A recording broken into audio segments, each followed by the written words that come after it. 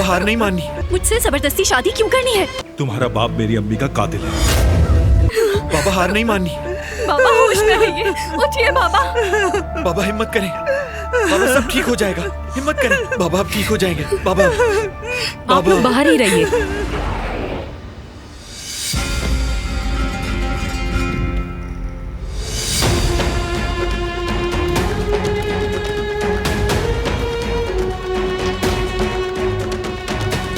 चलो अंदर।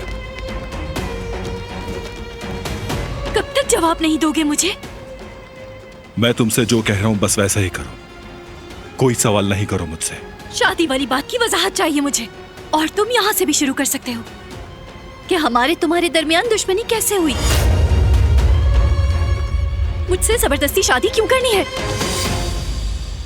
अपने भाई की जान बचाने के लिए तुम्हें यह करना होगा।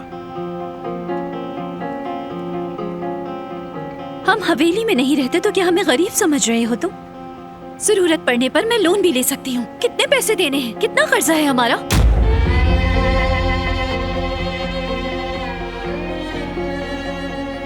कितने पैसे देने हैं बताओ तो। कहाँ ले जा रहे हो मुझे?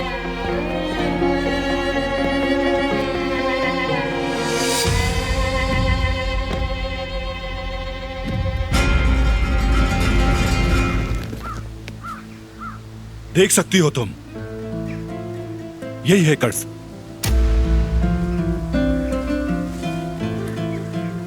ये अदा कर सकती हो? क्या मेरी अम्मी को वापस ला सकती हो तुम?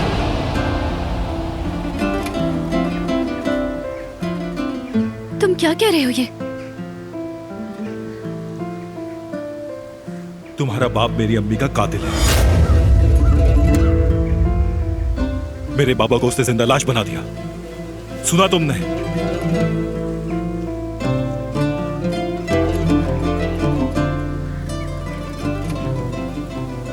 नहीं, ये सच नहीं हो सकता। मेरे बाबा? काश तुम मेरे दर्द को समझ सकती। तुमसे शादी करके मासूम लोगों की जान बचाना चाहता हूं मैं, और कोई चारा नहीं। रिवायात के मुताबिक क्या ये मुमकिन है कि बुजुर्गों के मशवरे के बगैर ऐसे फैसले कर लिए जाएं, जबकि मामला खानदानी खून का हो? हसन,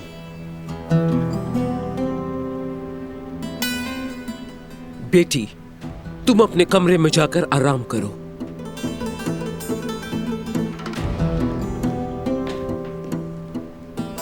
उन्होंने तो अपने भाई से भी नहीं पूछा। क्या मरने वाली इसकी मां नहीं थी? क्या गलत कह रहा हूं मैं? फिरात, ये सही कह रहा है अम्मी। आप बताएं, जहान उस लड़की को अपनी भाभी तस्लीम करेगा?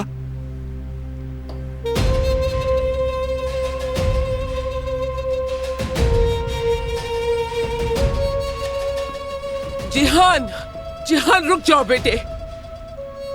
तुम जानबूझ के ये सब कर रहे हो। और आप क्या उसे बर्दाश्त कर लेंगी इस हवेली में? बस करो हसन।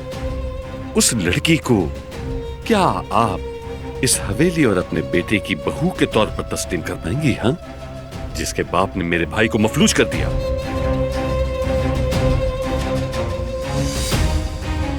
अम्मी, बारान की रहमदिली ने इंसाफ को नुकसान पहुंचाया है, और खानदान की सरदारी को भी दागदार कर दिया उसने। हम कहीं भी मुंह दिखाने के लायक नहीं रहेंगे। बारान की सरदारी पर सवाल उठाने की तुम्हारी हैसियत नहीं है। तो फिर आज हमें ये बात कर ही लेनी चाहिए। इन बिगड़े कामों को हम संभाल लेते हैं। बहुत हो गया हसन। तो बताएं क्या करें? उन दोनों को शादी कर लेने दें। सोचो जरा, अगर मैं कुछ जानती होती तो क्या तुम्हें इतना बोलने की इजाजत देती? बारान ने किया है, हम सिर्फ उसे जो जरूरी समझेंगे उसकी इजाजत देंगे, और अब मेरे पास मत आना। लेकिन दादी मेरी बात सुनो। एक बात जानती हूं मैं, हमारा जज्बाती होना हमें नुकसान पहुंचा सकता है, और इसलिए मुनासिब वक्त का इंतजार करना होगा हमें।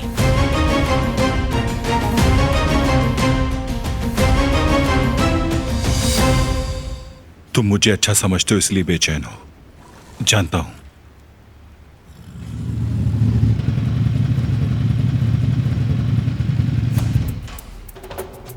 जिहान,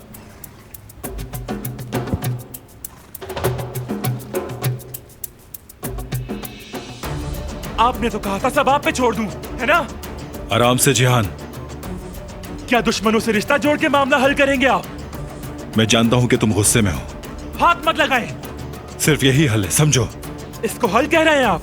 कैसा हल है ये मामला ऐसे हल हरगिज नहीं हो सकता। खून बहाना चाहते हो क्या? खून तो बह चुका है भाई, हमारा खून बह चुका है।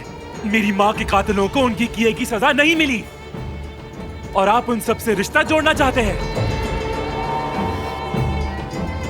मैं फैसला कर चुका हूं जिहान, मेरे रास्ते में मत आना। आप हमारे साथ ऐसा नहीं कर सकते, नहीं कर सकते ऐसा हमारे साथ। जिहान! अल्लाह मेरे बाबा को कुछ ना हो, उन्हें सेहत दे मेरे अल्लाह, उन्हें सेहत याद कर दे। समझ आई तुम्हें अपने बाबा की कदर।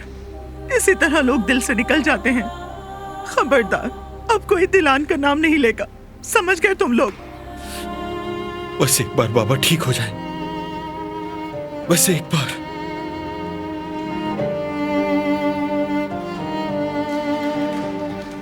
हाँ, डॉक्टर साहब, तबीयत कैसी है उनकी?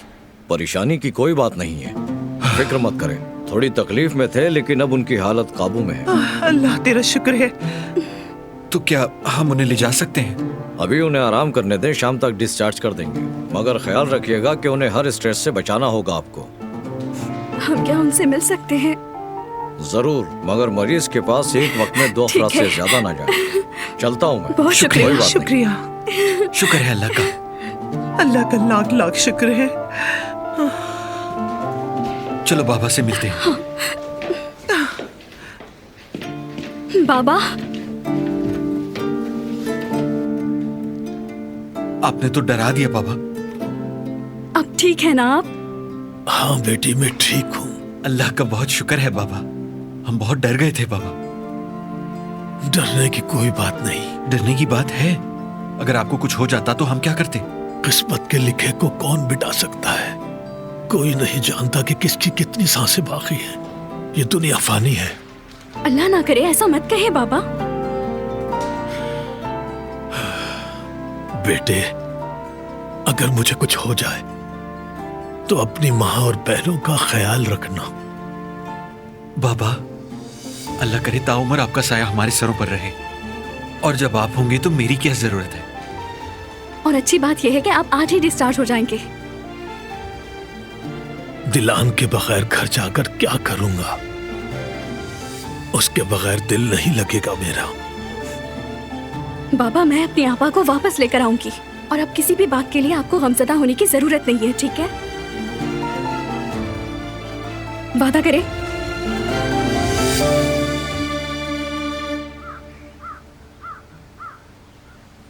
भाई ने आज तक मुझसे हकीकत को छुपा के रखा। बदल गए हैं वो।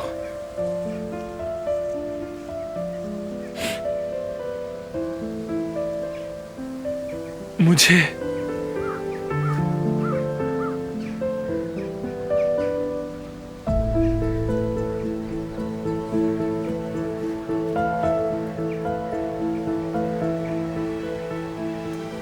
आपकी बहुत याद आती है।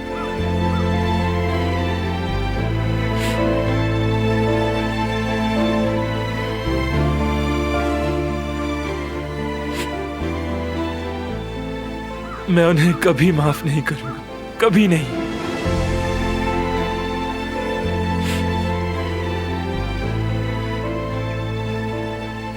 जानती है, जरा भी शर्मिंदा नहीं है वो। बहुत दुख हो रहा है मुझे। अल्लाह करे बाबा जल्दी ठीक हो जाए। बाबा जरूर रोकते उन्हें, ऐसा जरूर होगा, लेकिन वक्त लगेगा। जरूर होगा। बाकी सब आसान है। आप फिक्र मत करें, इस कहानी का इख्तिताम अभी नहीं हुआ है। मैं इसकी इजाजत नहीं दूंगा। अगर वो नहीं कर सकते तो मैं करूंगा। मैं आपसे वादा करता हूं, आपके खून को जाया नहीं जाने दूंगा। क्या जान देकर खून का कर्ज उतारोगे तुम?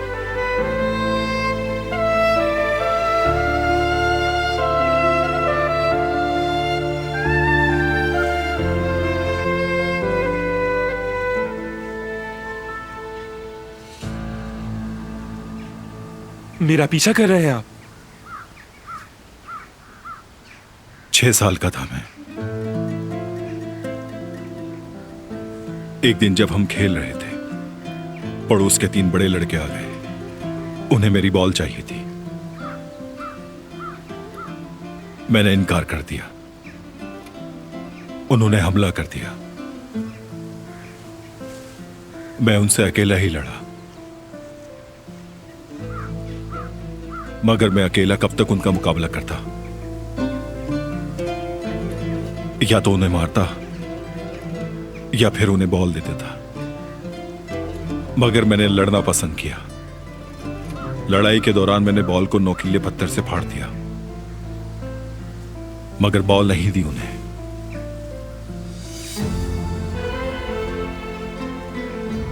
जब मैंने शाम को अम्मी को बताया और कहा कि मैं उनसे बदला लेना चाहता हूं, अम्मी ने कहा मोहतात रहना, गुस्से से, क्योंकि गुस्सा गुस्से को बढ़ाता है और हर इंतकाम एक नए इंतकाम को जन्म देता है। अम्मी ने कहा इसका अंजाम नुकसान के सिवा कुछ नहीं, और रोक लिया मुझे। मतलब ये कि आप हमारे खानदान की इतनी बड़ी बात को अपने बचपन के इस वाकये से मिला रहे हैं? अगर अम्मी जिंदा होती तो वो तुम्हें इन ख्यालात से निकाल देती। मैं तुम्हें बताने की कोशिश कर रहा था जिहान। काश के वो आज जिंदा होती और वो मुझसे ये बातें खुद कहती।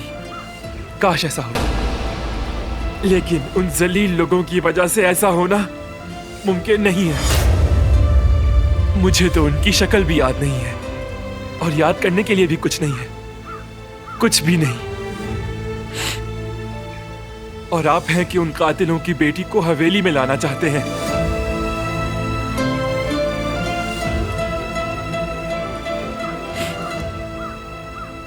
जिहान भाई,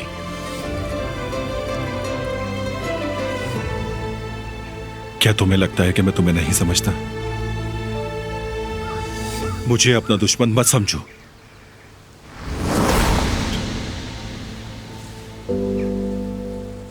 देखें, देखें भाई, देखें, इस तरह टूट के अलग हो गया हूं मैं। बहुत छोटा था मैं, और उनके चले जाने के बाद मैं बिल्कुल टुकड़े टुकड़े हो गया था भाई। जबकि मेरे दोस्त अपनी मां को गले लगाते थे, उनसे अपना दुख दर्द बांटते थे, और मैं, मेरे पास गले लगाने के लिए सिर्फ तकिया था। हर वक्त उससे लिपट के रोता रहता था। समझ में आया आपको? जैसे अभी इससे पानी टपक रहा है ना, बिल्कुल इसी तरह मेरे आंसू टपकते थे हर रोज। और आप मुझसे ये कह रहे हैं कि मैं सब भूल जाऊं? जिहान, तुम समझते क्यों नहीं? बदला लेना मसले का हल नहीं है। पहले ही अम्मी को खो चुका हूं मैं, अब तुम्हें नहीं खोना चाहता।